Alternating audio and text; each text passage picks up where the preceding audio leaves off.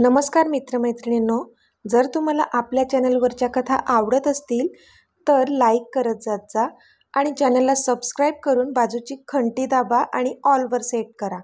म्हणजे जेव्हा जेव्हा मी नवीन व्हिडिओ किंवा कोणतीही नवीन पोस्ट अपलोड करेन तेव्हा ती सगळ्यात आधी तुमच्यापर्यंत पोहोचेल. धन्यवाद. तर वळूया आपल्या कथेच्या पुढच्या भागाकडे.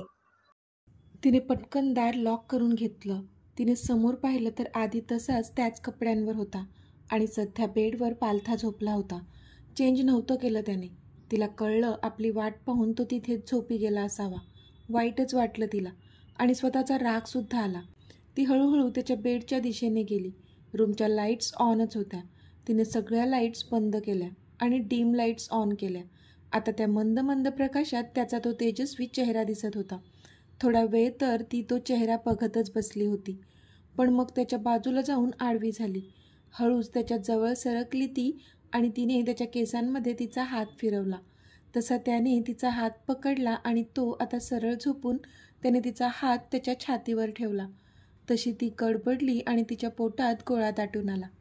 आता पुढे. धक धक धक. त्याचे हार्टबीट्स ती फील करू शकत होती. इतके ते फास्ट झाले होते. का नव्हते होणार? त्याची स्वीटी त्याच्या इतक्या जवळची होती. पण आत्ता मात्र ती स्वतःच अस्वस्थ झाली होती, कारण खरंच त्याच्या हृदयाची होणारी ती लयबद्ध धडधड तिच्या हृदयाची स्पंदने वाढवत होती. कारण अजूनही तिचा हात त्याच्या छातीवरच होता. त्याने घट्ट पकडून ठेवला होता ना. तिने एकदा त्याच्याकडे पाहिलं तर तो शांत झोपलेला दिसला तिला. म्हणजे नक्कीच तो झोपेत होता. त्याच्या चेहऱ्यावर एक छान स्माईलही होती. त्या डीम लाईटमध्ये त्याचा तो गोरापान चेहरा अजूनच ब्राईट दिसत होता आणि त्याला तसं बघून हिच्याच मनात भावना उचंबळून येत होत्या. आधी. तिने त्याला हळूवार आवाज दिला, पण नाही. साहेब तर गाढ झोपले होते. त्याचा काहीच रिप्लाय आला नाही. आधी. तिने पुन्हा त्याला आवाज दिला, पण नाही. त्याचा काहीच प्रतिसाद नाही आला. मग मात्र हसली ती आणि तिने तिचं बोट त्याच्या ओठांवर ठेवलं आणि हलकेच त्याचा खालचा ओठ रब केला. तसा त्याच्या तोंडातून एक हुंकार बाहेर पडला, एकदम सिडिक्टिव्ह. आणि ते पाहून तिलाच थरथरायला झालं. एकतर तिचं बोट अजूनही त्याच्या ओलसर ओठांवर होतं आणि त्याचे गरम श्वास तिच्या बोटावर येत होते, ज्यामुळे ती अजूनच अस्वस्थ झाली होती. आता तिला कंट्रोल करणं शक्यच नव्हतं. तशी ती त्याच्या अजून थोड्या जवळ गेली आणि तिने त्याच्या ओठांवर तिचे ओठ टेकवले. तिचे हात त्याच्या केसांमधून फिरू लागले आणि हळूवार त्याच्या ओठांना पिऊ लागली ती. तो झोपेत होता, पण तरी जसा तिचा नरम ओठांचा स्पर्श त्याच्या ओठांना झाला तो उत्तेजित झाला आणि तो पण तिला तेवढाच प्रतिसाद देऊ लागला. हळूवार असणारा किस आता हार्श होत गेला, कारण दोघेही बेडवर होते आणि आता दोघांनाही भावना अनावर झाल्या होत्या. तो झोपेत होता, पण ती तर जागी असूनही सध्या त्याच्या स्पर्शाची नशा तिच्यावर चढली होती आणि म्हणून तिला पण कसलीच शुद्ध नव्हती. त्याचा आवेग वाढत गेला आणि आता त्याने तिचं टी-शर्ट खांद्यावरून खाली केलं आणि तो तिच्या गळ्यावर कॉलर बोनवर बेभान होऊन किस करू लागला. ती पण त्याला अडवत नव्हती. सगळं हवं हवंसं वाटत होतं तिला. पोटात फुलपाखरांनी नुसता धुमाकूळ घातला होता तिच्या आणि ती फिलिंग तिला हवी हवीशी वाटत होती, म्हणून तिला पण त्याला दूर करावंसं वाटत नव्हतं. पण आत्ता मात्र त्याचे ओठ तिच्या गळ्यावरून खाली खाली येऊ लागले. त्याने तिचं टी-शर्ट दुसऱ्या बाजूने पण खाली केलं. तसा तिचा ऊर जोरजोराने वर खाली होऊ लागला. पोटात खट्टा येऊ लागला आणि आता तो अजून खाली येणार तोच. ती पटकन भानावर आली आणि तिने त्याला दूर ढकललं. आधी, स्टॉप प्लीज. ती जोरातच ओरडली. तसा तो पण झोपेतून जागा झाला. तो डोळे फाडून तिला बघत होता. अगदी 3-3दा डोळे चोळले त्याने, पण तरी त्याला तीच दिसत होती समोर, जी आता स्वतःचं टी-शर्ट वर चढवत होती आणि खाली मान घालून होती. पण तिला तसं बघून तोच शॉक झाला होता, कारण कधीपासून त्याला वाटत होतं की आपण स्वप्नात आहोत आणि स्वप्नात हा सगळा रोमांस सुरू आहे. पण नाही, हे तर सत्य होतं आणि आता थोड्या वेळापूर्वी जे पण घडलं ते खरंच घडलं होतं. युवी, तू इथे काय करतेस आणि कधी आलीस? त्याने तिच्यावर प्रश्नांची सरबत्ती केली. तशी ती अजूनच बावरली आणि आपलं टी-शर्ट अगदी घट्ट पकडून तिथून उठू लागली. बिचारी पूर्णपणे गोंधळली होती. I am sorry. मला वाटलं माझं स्वप्न आहे. म्हणून मी तिला इतकं गोंधळलेलं पाहून मग शेवटी तोच बोलला, आपण इथे आलो कशासाठी होतो आणि करत काय होतो. थँक गॉड स्वतःला थांबवलं, नाहीतर ह्याने तर स्वप्न समजून काय काय केलं असतं. ओ गॉड, नो नो, ती मनातच स्वतःला कोसत होती. No no, I am sorry, पण आत्ता मला निघायला हवं. शेवटी ती बोलली आणि तिथून जाणार. तोच त्याने तिचा हात पकडला तशी ती त्याच्या छातीवर येऊन आदळली आणि आता ती डोळे मोठे करून त्याच्याकडे पाहू लागली. फर्स्ट टेल मी, इतक्या रात्री का आली होतीस इथे? त्याने तिच्या डोळ्यात आरपार बघत विचारलं. थोड्या वेळाआधी तिचं अक्षयच्या जवळ बसण्याने त्याला तिचा कितीही राग आला असला तरी तिच्यावरचं प्रेम त्या रागापेक्षा खूप जास्त होतं आणि म्हणूनच त्याला तिची काळजी वाटत होती. कारण सबळ असं काही कारण नसताना इतक्या रात्री ती त्याच्या रूममध्ये येणं शक्यच नव्हतं. पण त्याचे इतके काळजी करणारे शब्द तिच्या हृदयात आरपार शिरले आणि तिने विजेच्या गतीने त्याला घट्ट मिठी मारली.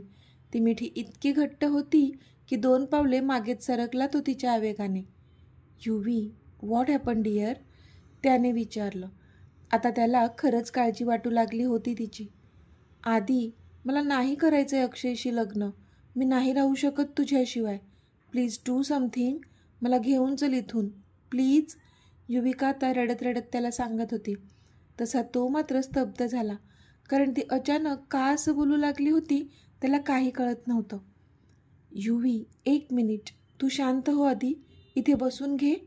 तो बोलला, पण तिने त्याच्या मिठीमधूनच नाहीमध्ये मान हलवली. ती त्याला सोडतच नव्हती. युवी प्लीज. तो आता हळूवार बोलला तसं तिने त्याच्या मिठीतून डोकं बाहेर काढलं आणि त्याच्यापासून बाजूला झाली ती. मग त्याने तिला बेडवर बसवलं. आत्ता सांग काय झालंय? त्याने विचारलं. तशी ती त्याच्याकडे पाहू लागली. आधी, आत्तू आणि आई बोलत होत्या की अक्षूच्या लग्नानंतर त्या माझी आणि अक्षयची एंगेजमेंट करणार. युविका बोलली तशा त्याच्या हाताच्या मुठी आपोआपच घट्ट झाल्या. राग दाटून आला त्याच्या मनात. तरी मी तुला म्हणत होतो की घरी सांगूया, पण नाही, तुला तुझंच खरं करायचं असतं. तो चिडून बोलला तशी ती पुन्हा रडू लागली. आय एम सॉरी, ती रडत रडत बोलली. पण आता तिचं रडणं बघून त्यालाच कसं तरी झालं. Okay okay, I am sorry, रडू नकोस प्लीज, तो बोलला. तशी ती नाक वर ओढत हळूहळू हुंदके देऊ लागली. युवी प्लीज स्टॉप क्राईंग, तो बोलला. तशी मग ती चिडू चूप झाली. आता काय करायचं आपण? तिने विचारलं. मी उद्याच मॉमला आपल्याबद्दल सगळं सांगून टाकतो, तो बोलला. तसा तिचा जीव खशात आला. नाही नको, आधी, मी ती काही बोलण्याच्या आधीच त्याने तिला अडवलं. नो, आता तुझं काहीही ऐकणार नाही आहे मी, कळलं ना? तो चिडून बोलला. आधी, फक्त एकदा मला चान्स दे प्लीज. 2 दिवसांचा प्रश्न आहे. अक्षूचं लग्न झाल्याच मी आईला आपल्याबद्दल सांगेन. ट्रस्ट मी, अशाने परिस्थिती चिघळणार नाही. मी समजावेन तिला. प्लीज आधी. ती त्याला विनवत होती, कारण ह्या गोष्टीचा तमाशा होऊन तिला त्यांच्या खऱ्या प्रेमाला नाव ठेवलेलं अजिबात चालणार नव्हतं. ठीक आहे, पण फक्त हे 2 दिवस. जर तू नाही सांगितलंस तर मी घरच्यांसमोर आपल्या नात्याची अनाऊन्समेंट करेल. तो तिच्याकडे बघत बोलला. तसा तिने एक आवंढा गिळला, कारण तो ते करू शकतो माहीत होतं तिला. ओके, ती खाली मान घालून बोलली. आता जास्त स्ट्रेस घेऊ नको ह्या गोष्टीचा. You trust me know? त्याने तिचा चेहरा त्याच्या एका हाताने वर करून विचारलं. तशी तिने होमध्ये मान हलवली. देन स्माईल नाव, तो तिला हसायला सांगत होता, पण तिने नाहीमध्ये मान हलवली. गुदगुल्या करू का? तो मिश्किलपणे हसून बोलला. तशी तिने आता हसून नाहीमध्ये मान हलवली. देन स्माईल प्लीज, तो बोलला. तशी मग हसली ती आणि तिने त्याच्या गालावर ओठ टेकवले. वाव, तो बोलला. गुड नाईट डिअर, ती बोलली. गुड नाईट स्वीटी, तो पण बोलला. चल जाते मी, ती बोलली आणि जाऊ लागली. पण त्याने पुन्हा तिचा हात पकडला. I love you so much sweet heart, तो बोलला. त्यावर हसली ती. आय लव्ह यू टू माय सडू, ती त्याच्या जवळ येऊन त्याच्या ओठांवर स्मूच करून बोलली आणि पळतच बाहेर गेली. तसा तो मात्र गालातच हसला. सकाळ झाली होती आणि आज मेहंदीचं फंक्शन होतं. इनामदार विला फुलांनी खूप छान सजवला होता. सगळीकडे लगबग सुरू होती. हे ताई, रात्री तू मध्येच कुठे गेली होतीस? मिहिकाने विचारलं. तसा युविकाचा श्वासच अडकला. कुठे म्हणजे? काय बोलते, कळते का तुला? युविका मुद्दाम चिडून बोलली. अगं खरंच, रात्री मध्येच मला जाग आली होती ना, तेव्हा तू नव्हतीस बेडवर. मिहू बारीक तोंड करून बोलली. स्वप्न पाहिलं असेल तू. मी कुठे जाणार? मी तर झोपले होते तुझ्याच बाजूला. युविका एकदम कॉन्फिडेंटली बोलली. तशी मिहिका शांत झाली. असेल मग, कदाचित स्वप्न पाहिलं असेल, मिहिका डोकं खाजवत बोलली. पण युविका मात्र गालातल्या गालात हसत होती, कारण तिला कालचा त्याच्यासोबतचा घालवलेला क्षण आठवत होता आणि उगाचच त्याचा स्पर्श आठवून पोटात खळबळ माजत होती. आणि आत्ता तिच्या बहिणीला तिने चक्क थाप मारली होती ह्याचं तिला अप्रूप वाटत होतं. सॉरी मिहू, तिने मनातच मिहिकाची माफी मागितली. चल आता झालं असेल तर, मेहंदी फंक्शन सुरू झालं असेल. युविका बोलली तशी मिहूने मान डोलावली. ओके चल, मिहिका बोलली आणि तिच्यासोबत बाहेर गेली. पण बाहेर येताच बरोबर समोरून त्यांना आधी येताना दिसला. तसे युविकाचे गाल झरझर गुलाबी झाले, पण लगेचच तिने डोळे विस्फारले, कारण त्याने चक्क ऑफिसचे कपडे घातले होते. आज पण ऑफिसला चाललाय का हा? ती मनातच विचार करू लागली. तो समोरून त्याच्या फोनवर काहीतरी टाईप करत येत होता आणि आत्ता त्याची नजर समोर गेली आणि त्याच्या नजरेस ती पडली आणि तो स्तब्ध झाला. तिने मेहंदी कलरचा स्लीवलेस चुडीदार ड्रेस घातला होता. केस मोकळेच होते, जे की तिने एका बाजूने पुढे घेतले होते. तिने कानात घातलेले ते मोठे झुमके त्याच्या काळजाचा ठाव घेत होते. तो तर एकटक तिला पाहतच राहिला होता आणि ती मात्र नकशी खांत शहारली होती त्याच्या त्या नजरेने. हाय आधी, मिहिकाने त्याला आवाज दिला तसा तो भानावर आला. हाय, तो पण हसून बोलला. अरे आज मेहंदी फंक्शन आहे घरात आणि तू ऑफिसला जातोयस? नॉट फेअर हा, मिहिका बोलली. थोडं काम आहे, ते संपून लगेचच घरी येणार आहे. तो आधी युविकाकडे आणि नंतर मिहिकाकडे पाहून बोलला, कारण युविकाचा पडलेला चेहरा लगेचच नोटीस केला होता त्याने आणि तो ऑफिसला जातोय म्हणून मॅडमचा चेहरा पडलाय हे देखील त्याला कळत होतं. ओके लवकर ये, आम्ही वाट पाहतोय, मिहिका बोलली तसा तो तिच्याकडे पाहतच राहिला.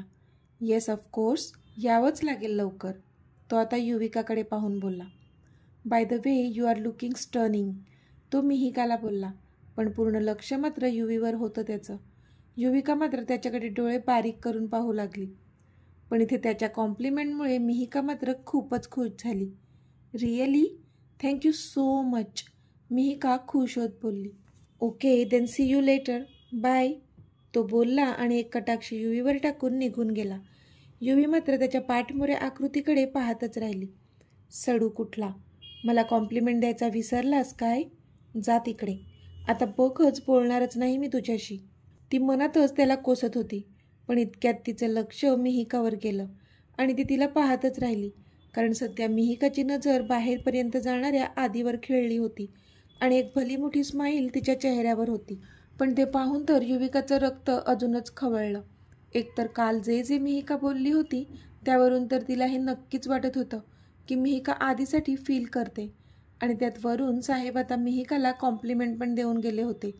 त्याचा काही भलताच अर्थ तिने काढू नये म्हणजे मिळवलं. युवीने डोळे फिरवले आणि मनातच विचार करू लागली ती. तू काय दात काढतेस, चल, युविका चिडूनच बोलली आणि मिहिकाला हाताला पकडून तिथून खाली जाऊ लागली. मिहिका मात्र बारीक तोंड करून तिच्याकडे पाहत होती. आदित्य ऑफिसचं नाव सांगून हॉस्पिटलमध्ये आला होता आणि सध्या तो अक्षयच्या केबिनच्या बाहेर उभा होता. डॉक्टर अक्षयना भेटायचं आहे, आदी बोलला. सर, पण अक्षय सर OPDमध्ये आहेत, त्या नर्सने सांगितलं. Okay, I will wait for him, Adi बोलला आणि त्या नर्सला पुढे काही बोलण्याचा चान्स न देताच तो आत अक्षयच्या केबिनमध्ये शिरला. आज त्याला अक्षयला जाब विचारायचा होता. का तो दिव्या आणि युविका दोघींच्याही आयुष्याशी खेळतोय?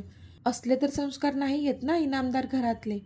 ह्यामुळे आजी, आजोबा, छोटी आई, काका सगळ्यांना किती त्रास होणार होता ह्याची कल्पना त्याला द्यावीच लागणार होती. वेळ जाण्यापूर्वी त्याने स्वतःला थांबवायला हवं. त्याला कळायला हवं की हे चुकीचं आहे. त्याने घरी खरं सांगावं की त्याचं दिव्यावर प्रेम आहे आणि त्याला तिच्याशीच लग्न करायचं आहे. अशाने आपोआपच युविकाचा आणि त्याचा रस्ता क्लिअर होणार होता.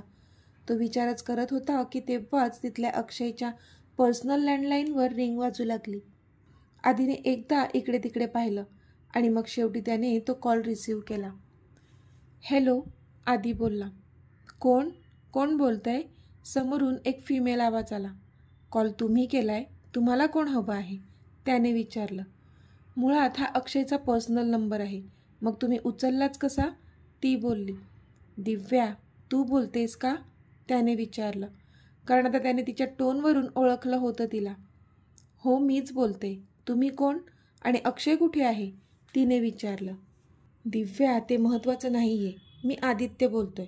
मला तुला अक्षयबद्दल काही सांगायचं आहे, तो बोलला. काय सांगायचं आहे? तिने विचारलं. हे बघ दिव्या, अक्षयपासून सांभाळून राहा. तो फसवतोय तुला. प्लीज माझ्यावर विश्वास ठेव, तो बोलला. ओ शट अप. जो येईल तो फक्त हेच सांगत असतो. काय बिघडवलंय अक्षयने तुम्हा सगळ्यांचं? का तुम्ही त्याच्याबद्दल खोटं खोटं मला सांगत असता? आधी त्या राकेशने पण असंच मला काहीतरी सांगितलं. मी विश्वासही ठेवला होता त्याच्यावर, पण नाही, तो सपशेल खोटं बोलत होता. मला अक्षयने सगळं खरं सांगितलंय. तू तर अक्षयचा भाऊ आहेस ना, तरी हे सगळं करताना तुला काहीच नाही का वाटत? दिव्या आता चिडून बोलली. तिने राकेशच्या बोलण्यावर विश्वास ठेवला होता आधी, पण त्यानंतर मात्र अक्षयने खूपच चांगलं ब्रेनवॉश केलं होतं तिचं, हे तिच्या सध्याच्या बोलण्यावरून कळत होतं. दिव्या प्लीज, आम्ही तुझ्या चांगल्यासाठीच सांगतोय. अक्षय डीच करतोय तुला. कळत कसं नाही तुला? आदी बोलला. ओ जस्ट शट अप. ती बोलली आणि फोन ठेवणारच होती की इतक्यात त्या केबिनचं दार जोरात लुटून अक्षय आत आला.